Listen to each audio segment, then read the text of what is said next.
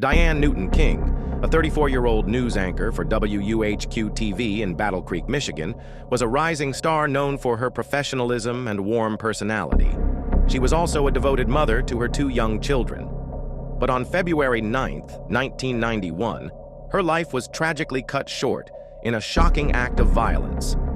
That day, Diane pulled into the driveway of her Marshall, Michigan, home with her children in the back seat. As she stepped out of the car, two gunshots rang out, killing her instantly. Her children, unharmed but traumatized, witnessed the horrifying event. Initially, investigators suspected a stalker. Diane had received threatening letters and reported a break-in at her home prior to the murder. These incidents seemed to point to a public figure targeted by a stranger. However, as detectives dug deeper, suspicion turned toward Diane's husband, Brad King. Brad, a former police officer and part-time criminal justice instructor, appeared outwardly supportive but was living a double life. Investigators discovered he was having multiple affairs with his students and hiding the deteriorating state of his marriage to Diane. Police uncovered a series of suspicious phone calls made by Brad.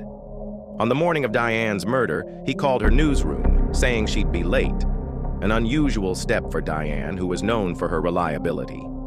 Later, Brad called the police to check in about the supposed threats Diane had received, appearing overly concerned in what investigators believed was an attempt to build an alibi.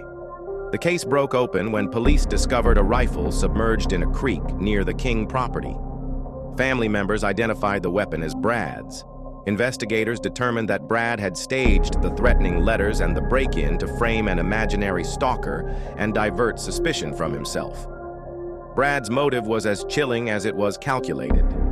He wanted to escape his marriage to Diane without the complications of a divorce, which could cost him financially, damage his reputation, and jeopardize custody of his children. He believed killing Diane was the simplest solution, allowing him to continue his affairs and start over.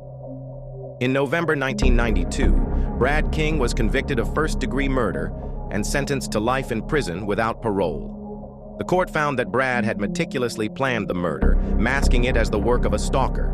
Diane's death devastated her family and community, robbing her children of their mother and their father in one cruel act.